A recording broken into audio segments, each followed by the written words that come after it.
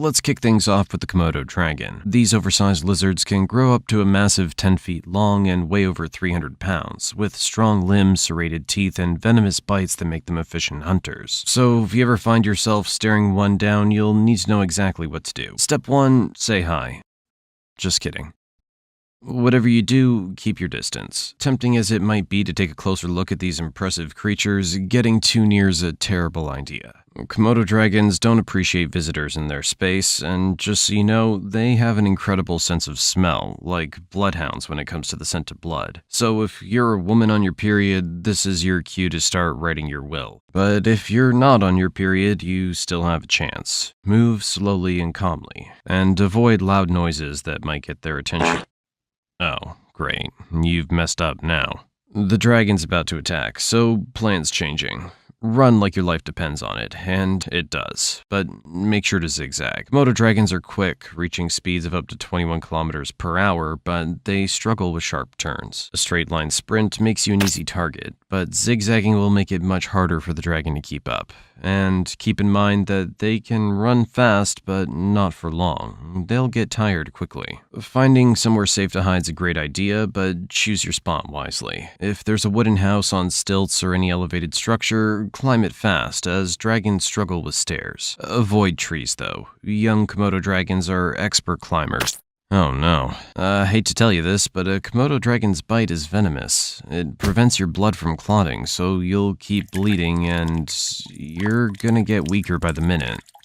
Running away might not work, as the dragon could stalk you until the venom takes effect. The only option is to fight back. Grab anything, a stick, rock, whatever's nearby, and aim for the sensitive spots: eyes, nostrils, and inside the mouth. A well-placed hit might make the dragon release you. After defending yourself, seek medical attention immediately. The venom causes severe bleeding, shock, and nasty infections. Don't waste a second. Get to safety and call for help. Oh. The other dragons picked up the scent of blood. So, yeah, seems like you got a few more fights coming your way. Typically, Komodo dragons don't see humans as a meal. Most attacks occur when they feel threatened, provoked, or catch a whiff of blood. Next on our list, the lion. First things first, understand what you're dealing with. Lions are absolute powerhouses, weighing between 120 to 190 kilograms and reaching top speeds of 80 kilometers per hour. Outrunning one isn't an option. They live in prides, meaning if you spot one, there's a good chance it has friends nearby. Most of the hunting's done by females, so there's often more than one to watch out for. Panicking's a bad move. It makes you look like prey and triggers the chase instinct. Instead, stop, take a breath, and assess the situation. Pay attention to the lion's body language. If it's relaxed, it's likely just watching, but if it starts pacing or staring intently, it seems you're down to just one option: making sure you don't seem like easy prey by making yourself look massive. And sure, you might regret skipping those gym days, but there's a simple trick. Stand tall, raise your arms, and spread out your jacket to double your size in an instant. Yell, clap, and make noise. Do whatever it takes to show the lion that you're more trouble than you're worth. Never turn your back on a lion. Always face it, and if you need to create distance, back up slowly. Lions are known for mock charging, sprinting straight at you to test your nerve. It's a test of your guts, and running only serves as an invitation for a real attack. And if the lion attacks, fight back and do it aggressively. Aim for the face, eyes, and muzzle. These are its weak spots. Grab whatever you can: sticks, backpacks, hairdryer, anything to show the lion you're not going down without a fight. A fierce defense might be enough to make it retreat. Now let's move on to our next predator, the shark. Rule number 1 for surviving a shark attack: avoid getting into one. Sharks love hanging around harbor entrances, deep waters, and those drop-off spots where the sea suddenly gets deeper. They're also most active at night, dawn, and dusk when visibility is low. So if you're out swimming or diving, stick to shallow waters, avoid murky spots, and steer clear of high-risk times. But let's say you were foolish enough to head into those areas and by some stroke of luck you spot a shark nearby. Whatever you do, do not panic. Splashing around like a fish out of water basically sends an invite for the shark to come check you out. Instead, stay calm, try to be still, and make your movements slow and smooth. If the shark's just circling and not coming in hot, you might just get lucky and it'll swim off. Oh no, it seems like you just sent out a dinner invitation. Sharks are scent super detectors, and fluids like urine or blood can draw them in from miles away. If a shark approaches but isn't biting yet, keep eye contact. Sharks like to attack from behind, so staring it down could shake its confidence. Slowly backing away towards the shore or your boat without turning your back on it.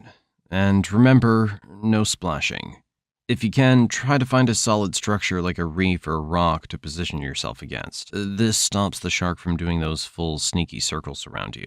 But if your bad luck catches up with you and the shark decides it wants to get closer, it's go time. Defend yourself with everything you've got.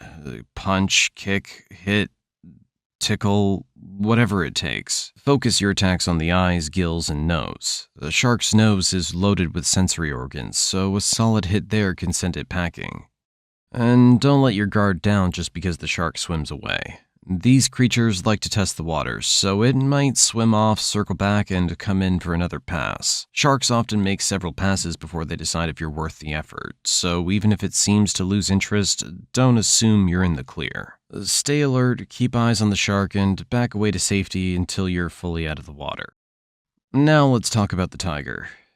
If you see a tiger before it sees you, your top priority is to go into stealth mode. Any sudden noise or movements like ringing a dinner bell. Even if the tiger looks hurt or on the older side, don't be fooled. They're still fully capable of doing serious damage. Staying silent and still gives you that precious moment to figure out your next move before the tiger locks eyes on you. Oh, I guess you've messed up.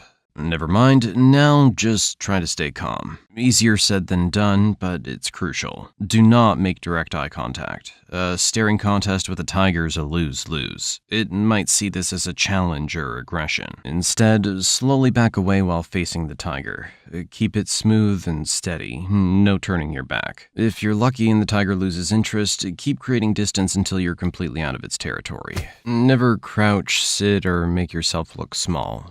Tigers hunt by ambush, and if you make yourself look weak or submissive, you're practically asking for an attack. Stay tall, look big, and keep your confidence up. Your size and stance could be the difference between life and death. I know you're scared, but try not to pee your pants. Literally. Tigers have an incredible sense of smell, and urine might attract them. Basically the equivalent of saying, "Come at me, bro," and that's not a conversation you want to have with a tiger. Even if the tiger charges, remember that it could be a warning charge to scare you off. Don't run. Tigers can hit speeds of 64 kilometers per hour, so you're not going to win that race. Stand firm, hold your ground, and use whatever you've got.